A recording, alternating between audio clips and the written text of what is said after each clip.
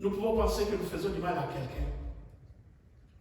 On a tout simplement que nous faisons partie du plan merveilleux de Dieu pour cette personne-là. J'étais en train souvent de vous dire que si Dieu avait montré à Joseph comment est-ce qu'il parviendra à être au-dessus de toute sa famille, le chemin que cela allait emprunter, je crois qu'à la minute où Dieu lui dirait, tu seras vendu par tes frères, la première parole que Joseph dirait à Dieu, et ça c'est quel genre de bénédiction? Des fois, Dieu veut que nous ne puissions pas connaître certaines choses. Si certaines personnes, pour que certaines choses puissent bien marcher et prendre place. Souvent, Dieu fait que nous ne puissions pas connaître certaines choses dans certains aliments que nous mangeons pour que certaines choses se fassent dans notre corps sans le savoir.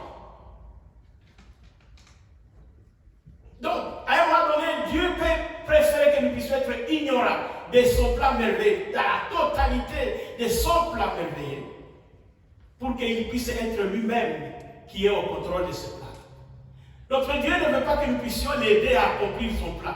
Et c'est pour cette raison qu'il nous le révèle étape par étape.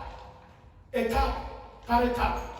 Et dans la suite et la synthèse, la forme de ce qu'il nous a dit, viendra maintenant le moment où nous allons comprendre, waouh! Donc, c'était ça, ce qui a fait que Dieu libère, laisse que cela puisse se passer pour moi, pour que nous puissions arriver à ça.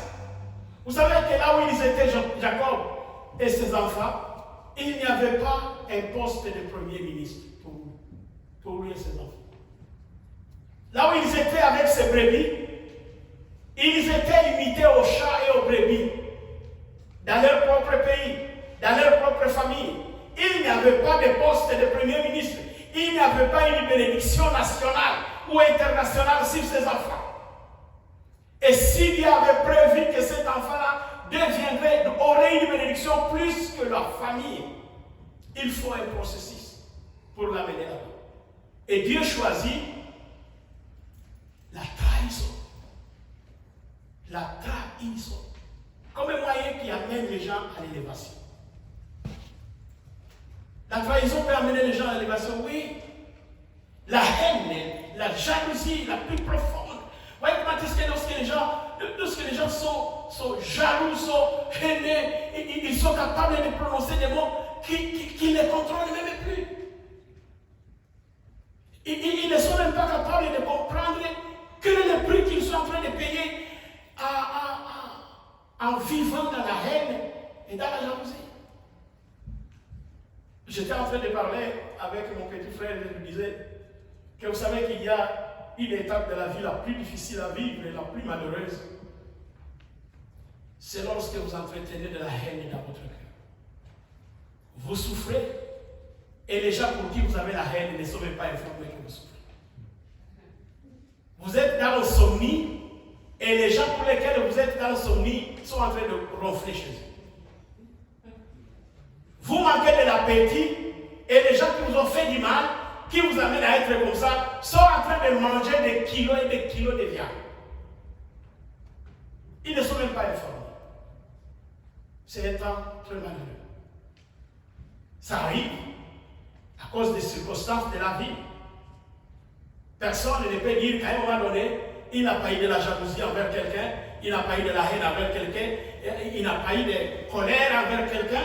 Mais imagine seulement le temps dans lequel vous vous trouvez quand vous êtes en colère, combien vous n'êtes pas en fonction. Le fonctionnement normal de votre corps disparaît de votre cœur, votre esprit et votre intelligence.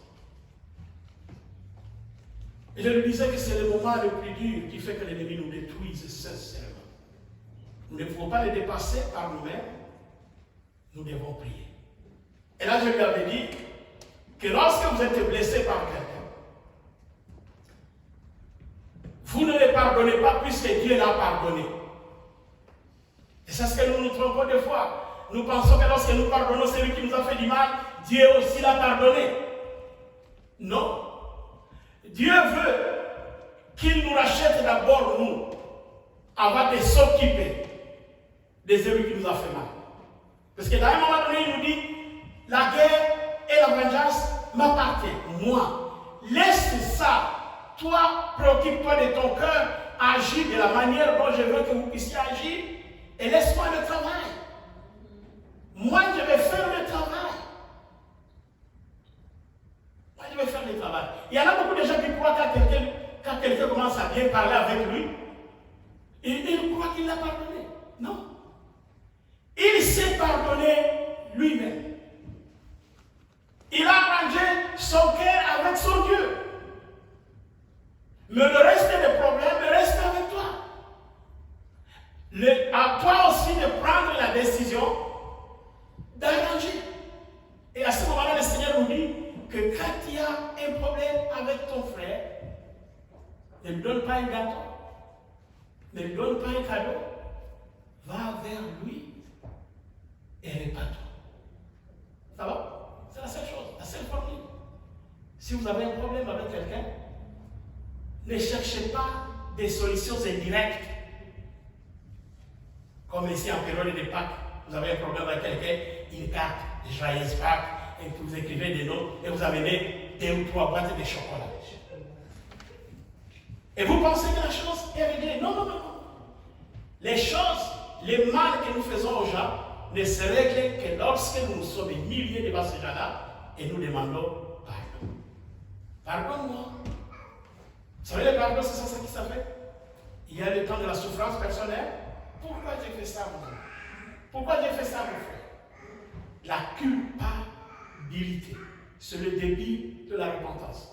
Vous savez qu'il y a des gens qui ne se sentent, qui ne se coupables, qui ne se jugent plus. Des gens qui ne sont coupables. Ils font dans le péché comme s'ils respiraient. Ils tuent quand ils veulent tuer. Ils insultent quand ils veulent insulter.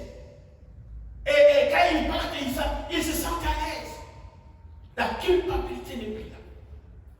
Ces gens de personnes ne sont pas concernés encore ici. Ils sont déjà prononcés leur propre jugement. La croix a de la difficulté à travailler. Ça va se faire avec un voleur sur la croix, qui n'a pas de la culpabilité. Ça va? Il est sur la croix, mais il pense que lui ne peut pas mourir.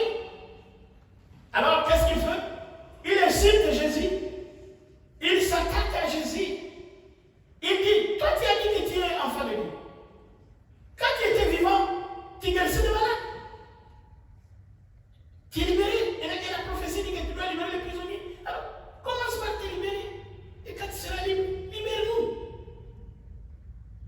Et il n'a pas de la culpabilité. Mais la personne qui a de la culpabilité, c'est l'autre qui a raconté. Il dit, tu ne peux pas dire ça à Jésus. Lui ne mérite pas ce qui lui arrive. Mais toi et moi, nous le savons. Que nous méritons ce qui nous arrive. Et là, il s'est dit à Jésus par humilité, il dit, Seigneur, pardonne-moi. Et lorsque tu vas être dans ton royaume, ne m'oublie pas. Souviens-toi de moi.